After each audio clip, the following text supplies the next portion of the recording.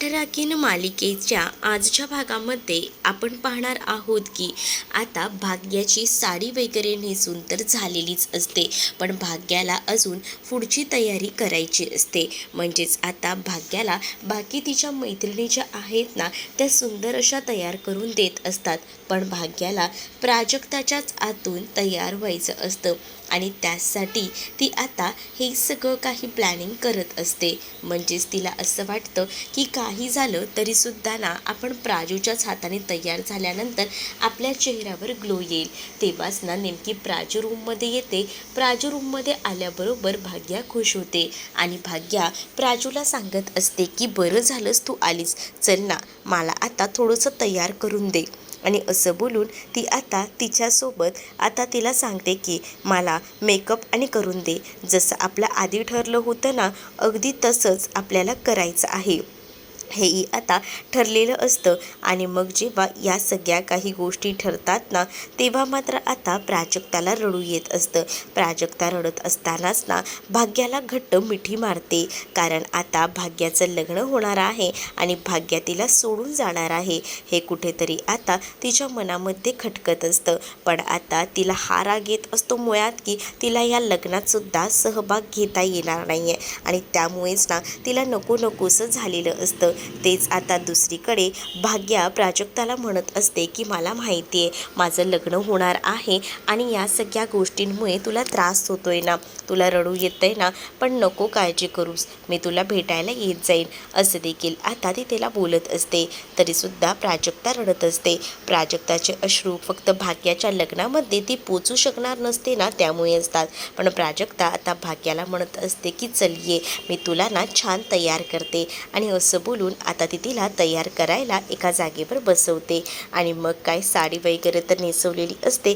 तेच आता भाग्याला सगळे दागिने घालायचे असतात, तर प्राजक्ता तिला एक एक करून दागिने घालून देते. त्याचसोबत तिचे छान हेअरस्टाईलसुद्धा करून देते आणि मेकअपसुद्धा प्राजूनेच केलेला असतो भाग्याचा, त्यामुळे भाग्याची कई ना एकदम खुललेली असते. तेच आता आजी आणि चारूसुद्धा रूममध्ये येतात आणि मग आता त्या मुलींची सगळी धावपळ होत असते. त्याच मुलींना आता सांगितलं जातं की चला पटकन सगळ्या काही गोष्टी आवरून घ्या, कारण काही झालं तरी उशीर व्हायला नको. आणि म्हणूनच मग आता इकडे जी आहे ती प्राजूला थोडीशी का होईना बावरलेली असते, कारण प्राजूला आता या लग्नात जाता येणार नसतं. भाग्याला तर तिने तयार केलेलं असतं. आणि मग जेव्हा चारू त्यासोबत आता तिकडे सगळीजण येतात, म्हणजे आजी तृप्ती, तेव्हा ना हौस का होईना ती बाजूला जाते प्राजू, पण भाग्याचं प्राजूकडे लक्ष असतं. भाग्या काही प्राजूला लांब जाऊ देत नसते. भाग्या आता लगेचच प्राजूला हाक मारते आणि तिला म्हणत असते की तू कुठे चालली आहेस, थांब, माझ्या लग्नात तुम्हाला तयार तर केला आहेस, पण माझ्यासोबत तू सुद्धा हवी आहेस, मी तुला या आधीसुद्धा बराच वेळेला सांगितलंय. तीच आता प्राजू तिकडनं जात असते ना, तेव्हा भाग्याने तिला थांबवून घेतलेलं असतं. त्यामुळे आता प्राजक्ताचा नाईलाज होतो. प्राजक्ताला काहीसुद्धा बोलता येत नसतं. पण इकडे आता चारू मामी जी आहे ती मात्र प्राजक्ताकडे रागातच बघत असते, कारण मामीने तिला आता वचन दिलेलं आहे आणि त्या वचनामध्ये अडकवलेलं आहे. तेच आता दुसरीकडे भाग्या प्राजूला थांबवत असते. चारूसुद्धा आता भाग्याचं कौतुक करत असते आणि म्हणत असते की आज जरा चेहरा खूपच जास्त खुलून आलेला आहे, खूपच तू सुंदर दिसत आहेस आणि हे सगळं काही ना आज तुझं लग्न आहे ना म्हणून. मग आता इकडे चारू जी आहे ती तिची दृष्टसुद्धा काढते आणि म्हणत असते की आता ना सगळं काही छान होणार आहे. माझी एवढीशी बावली लग्न करून आता सासरेसुद्धा आज निघणार आहे. तेच आता ना प्राजक्ताला हे सगळं काही नकोसं झालेलं असतं, कारण त्या लोकांनी दोघींनीही आधीपासून म्हणजे लहान असल्यापासून काही गोष्टी ठरवलेल्या होत्या की या लग्नामध्ये सहभाग घ्यायचा, पण आता तिला तो सहभाग घेता येणार नसतो. तेच आता दुसरीकडे पाहायला मिळत असतं की इंद्रनील कसे नाही आले. आता कंपनीचा एवढा लॉस झाला हे तुम्हाला कळतंय, मग या सगळ्या गोष्टी इंद्रनील यांना कळत नाही आहे का, असं देखील आता म्हटलं जात असतं. तेव्हाच ना सत्यन म्हणत असतो की मी दादाला सांगायचा प्रयत्न केला, पण दादा यायलाच तयार नव्हता, तर त्यात मी तरी काय करू, असंही आता म्हटलं जात असतं. आणि मग जेव्हा या सगळ्या काही गोष्टी बोलल्या जातात ना, तेव्हा मात्र आता इथे असणारी सुलक्षणा खूपच जास्त भडकलेली असते. सुलक्षणा म्हणत असते की मला असं वाटत होतं की निदान ते येतील, त्यांना एवढेच जर बिझनेसबद्दल काळजी असेल तर, पण त्यांना तर कशाचीच काहीच पडलेली नाही आहे. म्हणजे त्यांना बिझनेसबद्दल काहीसुद्धा वाटत नाही आहे, म्हणूनच तर ते आली नाही आहेत, असं देखील आता सुलक्षणा बोलत असते. त्यावर सत्यन म्हणत असतात की नाही, मी त्याला सांगितलं पण त्यानेच मला म्हटलं की तूच जाऊन ये करून. मी त्याला म्हटलं की तू सुद्धा चल, पण नाही आला तो. मग ठीक आहे. इकडे आता इंद्रनील आलेले नसतात, म्हणूनच आता खूप जास्त वाईट ना सुलक्षणाला वाटत असतं. म्हणजे सुलक्षणाला हे वाटतं की या बिझनेसचा इतका लॉस होतोय तर यांनी सुद्धा यायला हवं होतं, पण ते काही आलेले नसतात. तेच आता दुसरीकडे सत्यन येऊन म्हणतात की मला असं वाटतं की या आपल्या कंपनीचा, सूर्यवंशी कंपनीचा खूप जास्त लॉस होत आहे आणि त्याचमुळे मला ना बोर्ड ऑफ डायरेक्टर्सची मीटिंग अर्जंटमध्ये बोलवावी लागली आहे. मग आता हे सगळे निर्णयसुद्धा तुम्हीच लोक मिळून घेणार आहात का? कारण मी आतापर्यंत ही कंपनी एवढी मोठी उभी केलेली आहे, पण आता तुम्ही माझे पाय खेचायचा प्रयत्न करताय का? असं देखील सुलक्षणा आता बोलत असते. त्यावर सत्यन म्हणत असतात की नाही, जर कंपनीचं एवढं नुकसान होत असेल तर अर्जंटमध्ये आपल्याला हे सगळं काही करावंच लागणार आहे, असं देखील आता सत्यन बोलत असतात. तेच दुसरीकडे कारण भाग्याचं लग्न असतं आणि सुलक्षणाला ते लग्नसुद्धा अटेंड करायचं असतं, कारण तिच्यासाठी ते लग्न खूप जास्त इम्पॉर्टंट होतं. आलोकच्या आयुष्याला कलाटणी आणणारं हे लग्न होतं आणि त्याचमुळे आता तिला या लग्नातसुद्धा वेळेवर पोचायचं होतं. म्हणूनच मग आता ती म्हणत असते की आपलं जे काही बोलणं आहे ना ते आपण नंतर करूया, पण त्याच वेळेला जेव्हा ती तिथून जात असते ना तेव्हा तिला थांबवायचं काम इकडे असणारे सत्यन करतात. आणि सत्यन म्हणत असतात की नाही, तुम्ही जाऊ शकत नाही. मग तेव्हाच ना सुलक्षणा टेन्शनमध्ये आलेली असते. तेच दुसरीकडे आता प्राजक्ता तिकडनं निघालेली असते. भाग्याने तिला थांबवलेलं असतं. आता माझी एवढी तयारी करून दिलीस आणि आता पाठराखींचं अजून काम बाकी आहे, म्हणजे आता तुम्हाला मुंडावळ्यासुद्धा बांधून दे. भाग्याने प्राजक्ताला सांगितलेलं असतं. तेच आता प्राजक्ताचा नाईलाज होतो. प्राजक्ताला त्या मुंडावळ्या बांधून द्याव्याच लागतात. मामी जरी समोर असली तरीसुद्धा आता भाग्याच्या आनंदासाठी प्राजक्ता हे सगळं काही करत असते. तेच आता भाग्याला मुंडावळ्या लावल्यानंतर भाग्याचं रूप अजूनच खुलून आलेलं असतं. आणि मग आता भाग्याना प्राजूला म्हणत असते की तू माझ्यासोबतच असायचं आहे, मी तुला काही सोडणार नाही एकटीला दुसरीकडे कुठेच. मग आता भाग्याला प्राजक्ता म्हणत असते की नाही नाही, मी आहे ना तुझ्यासोबत, मी कुठेही जात नाही आहे, असं बोलून ती आता कसं कसं तिला सांगू समजूनचा प्रयत्न करत असते. तेच आता दुसरीकडे पाहायला मिळत असतं की इकडे आता लगबग सुरू असते आणि भाग्याच्या चेहऱ्यावरचा ग्लो अजूनच खुलत असतो, कारण आता थोड्याच वेळात नवऱ्याकडची मंडळीसुद्धा हजर असणार असतात. तेच आता दुसरीकडे पाहायला मिळत असतं की ते माई आजी जी आहे ना तिचं लक्ष बरोबर असतं. ती आता एका डोळ्यानेच बघत असते आणि तिला राग येत असतो आणि ती आता पाहतच राहते, कारण तिला आता असं वाटत असतं की काही झालं ना तरीसुद्धा प्राजक्ता या सख्यामध्ये हजर राहायला नको, असाही विचार ना आता मनामध्ये येऊ लागलेला असतो. पण हे सगळं होत असतानाच ना दुसरीकडे मात्र आता चारूसुद्धा प्राजूकडे बघत असते. जी आहे ती भाग्याला म्हणत असते की तू हो पुढे, मी येते, असं बोलून ती आता तिला जायला सांगते. तेच आता चारू भाग्याला घेऊन तिकडनं निघून जातात. तर दुसरीकडे मात्र आता प्राजू तिथे थांबलेली असते. प्राजू जेव्हा तिथे थांबते ना तेव्हा मायाची प्राजूला एवाया अशी हाक मारतात. त्यामुळे ना आता प्राजूला असं वाटतं की चला, आपल्याला एवढी प्रेमाने हाक मारली म्हणजे आपल्यासाठी काहीतरी चांगलं सांगणार असतील. पण इकडे आता सांगितलेलं असतं की तुला या लग्नाला यायचं नाही आहे, माहिती आहे ना. पण तेवढ्यातच भाग्या ना आता हात वगैरे सोडून रिटर्न मागे आलेली असते आणि प्राजूला म्हणत असते की प्राजू, मी तुझं काही ऐकणार नाही आहे, पटकन चल, आपल्याला आता निघायचं आहे, चल, आवरलंय का तुझं? माझं तर तेवढं झालंय, मग तू सुद्धा आवरून घे, आपल्याला निघायला हवं, असंही आता ती म्हणत असते. आणि जेव्हा या सगळ्या काही गोष्टी ती करते ना तेव्हा मात्र आता इकडे असणारी भाग्या जी आहे ती प्राजक्ताला म्हणत असते की मी तुला घेतल्याशिवाय इथून जाणारच नाही, कारण माझ्यासाठी ना माझ्या आयुष्यात तू खूप जास्त महत्त्वाची आहेस, असं देखील आता ती म्हणत असते.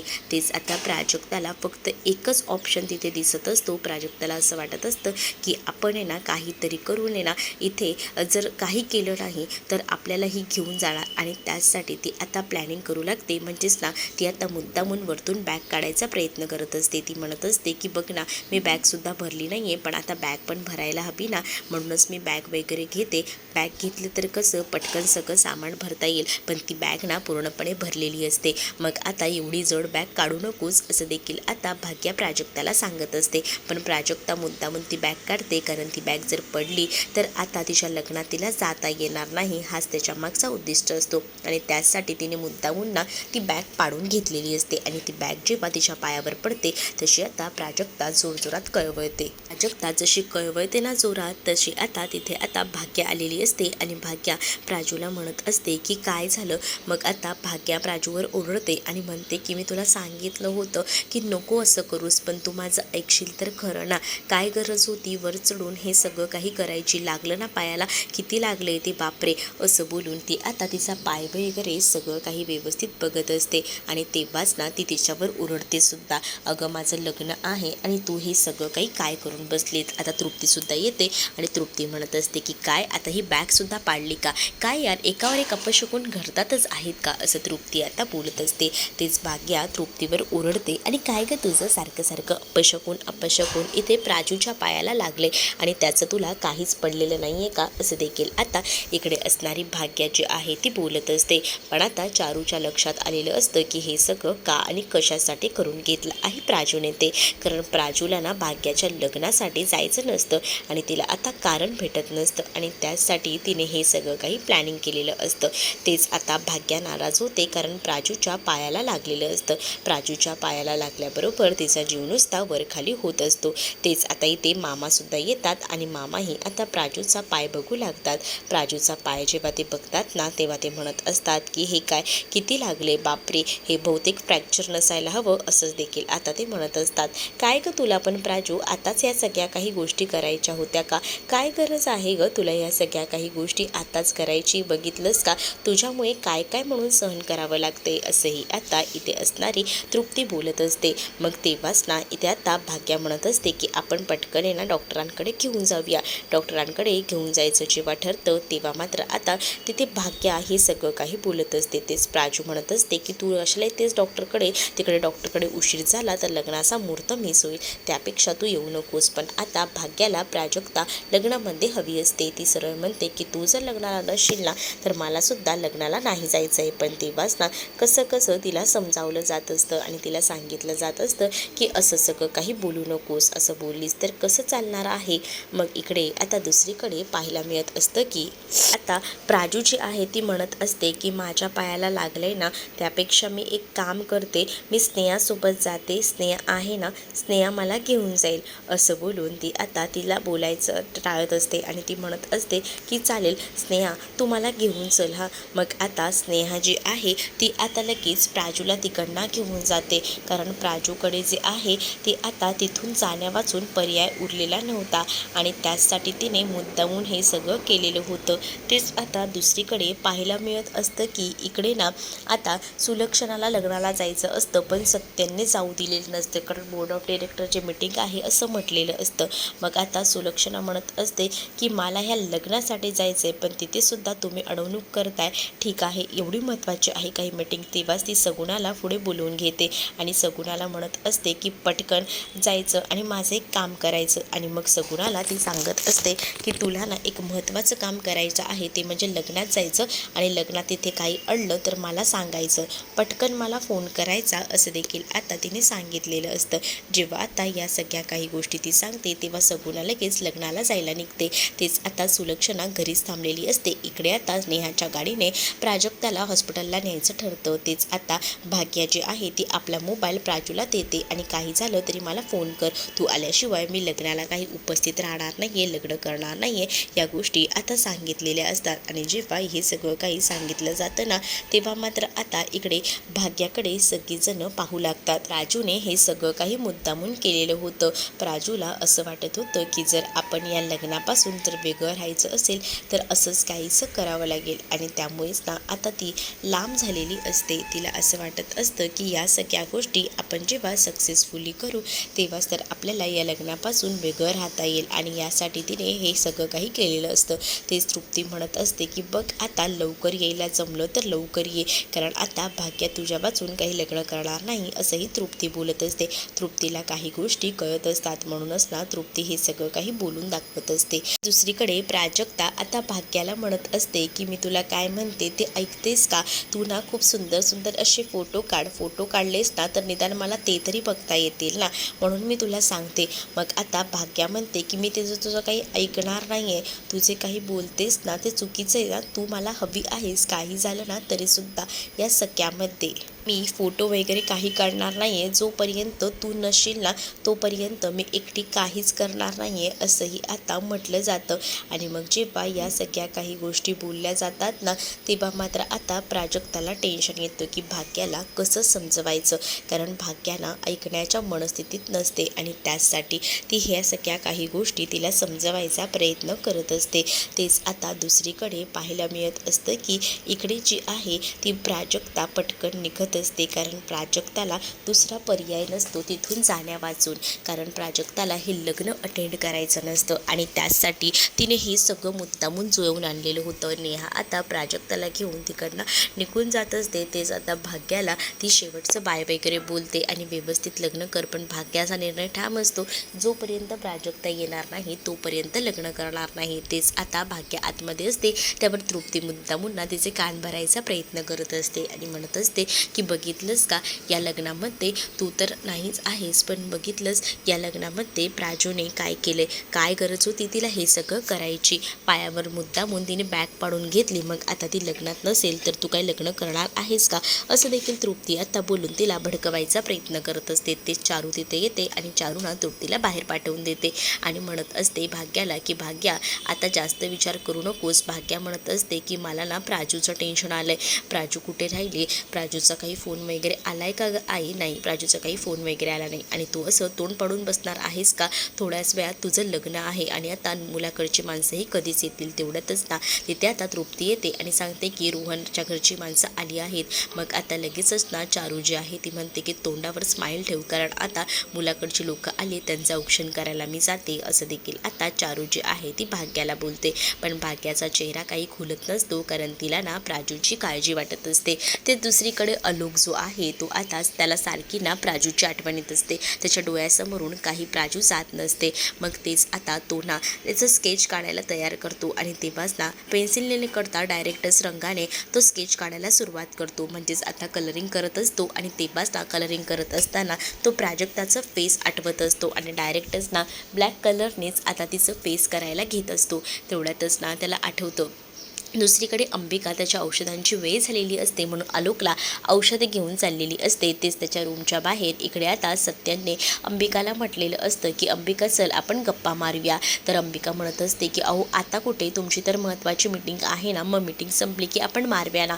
पण तेव्हाच ना सत्यन म्हणत असतात की काय म्हणजे तुला नवऱ्यासाठी वेळ नाही, नवऱ्याकडे किती लक्ष देतेस नाही मी बघतोय. मग आता ती म्हणत असते की असं काही नाही हो, तुमच्याकडे आहे माझं लक्ष, पण तुमच्याकडे महत्त्वाची मीटिंगसुद्धा आहे. मग मी विचार केला की आपण मीटिंगनंतर बोलूही शकतो. आणि तसंही आता आलोकच्या औषधांची वेळ झालेली आहे, त्याच्या औषधांची वेळ चुकता कामा नये, मग त्याच्यावर परिणाम होतो आणि त्यामुळेच ना मला आधी ही औषधं देऊ दे, असं देखील आता अंबिका जी आहे ती सत्यनला सांगत असते. सत्यन आता भडकलेले असतात आणि ते रागाने निघून जातात, पण अंबिका आता त्यांच्या मागे न जाता आलोकच्या रूमचा दार ठोकवते. आलोक आता इथे रूममध्ये खूप जास्त चिडचिड करत असतो. आलोकला काय झालं आहे असं देखील आता इथे अंबिका विचारत असते. त्यावर आलोक म्हणत असतो की आज माझं जे काही नुकसान झालंय ना, आज अख्ख्या जगासमोर मी आलोय ना, त्याला जबाबदार नाही मुलगी आहे, ही भित्री भागोबाई प्राजक्ता जबाबदार आहे या सगळ्यासाठी. ती जर समोर आली ना तर माझं डोकं फिरतं. तुझ्या त्या सुनेला सांगून ठेव, समर आणि समायराचा क्लास ना बाहेर कुठेतरी लाव, ती मुलगी ना या घरात यायला नको प्राजक्ता, असं देखील आता आलोक ना बोलत असतो. आणि आलोक जेव्हा अंबिकासमोर या सगळ्या गोष्टी बोलतो तेव्हा अंबिकाला धक्का बसतो. अंबिका विचार करते की इकडे तर वहिनीला वाटते की प्लॅन सक्सेस झाला आहे, पण इकडे तर आता भलतंच घडतंय. आणि त्यामुळेच ना आता अंबिकालाही टेन्शन येतं की आता काय करावं, कारण या लोकांना असं वाटत होतं की प्राजक्ता जेव्हा आलोकला सगळ्या जगासमोर आणेल तेव्हा आलोक आणि प्राजक्ताचं लग्न करता येईल, पण सुलक्षणाचा हा कुठेतरी प्लॅन फसतोय की काय असं सुद्धा अंबिकाला आता वाटू लागतं. कारण आता आलोकने सरळ सांगितलेलं असतं की प्राजक्ता त्याला नजरेसमोरही नको आहे आणि त्यामुळेच ना अंबिकाला टेन्शन येतं. अंबिकाला वाटतं की ह्या सगळ्या गोष्टी वहिनीने कशा कशा जुळवून आणल्यात, पण ह्या सगळ्या गोष्टी सक्सेस कशा होतील, कारण जर आलोकला डोळ्यासमोर प्राजक्ताच नको असेल तर हे लग्न कसं होईल हा विचारसुद्धा मनामध्ये येत असतो. ते जिकडे पुण्यवचनाचे विधी सुरू असतात त्याच वेळेला इकडे असणारी ही भाग्या जी आहे तिचं लक्ष समोर असलेल्या प्राजक्ताच्याकडे असतं. प्राजक्ता येते की नाही या मेंढोरकडे ती बघत असते. ते चारू म्हणत असते की मुलाकडची मंडळी आली आहेत आणि हे सगळे विधी होत आहेत, त्यामुळे तुझ्या चेहऱ्यावर हसू असायला हवं. हे काय करतेस भाग्या तू? तेच आता तृप्तीने ना रोहनच्या आईसोबत मिळून प्लॅनिंग केलेलं असतं. ती म्हणत असते की बघा अजूनही काही झालं तरी प्राजक्ता या लग्नात आली नाही आहे, तुमच्यापासून मुद्दामून नाही यांनी प्राजक्ताला लपवून ठेवलेलं आहे, पण या लग्नामध्ये मी प्राजक्ताला आणू शकते. त्यासाठी ती रोहनच्या आईसोबत प्लॅनिंग करते. रोहनच्या आईसोबत प्लॅनिंग केल्यानंतर ना दुसरीकडे आता नेहा जी आहे ती घेऊन गेलेली असते प्राजक्ताला. तेव्हा प्राजक्ताच्या पायाला फ्रॅक्चर झालेलं असतं आणि ही दुखापत गंभीर आहे, त्यामुळे त्या हलू शकत नाही असं देखील डॉक्टरांनी सांगितलेलं असतं. तेच आता प्राजू म्हणत असते की मला माझ्या बहिणीच्या लग्नात पोचता येणार नाही, हेच माझं दुर्भाग्य आहे असं बोलून ती शांत राहते.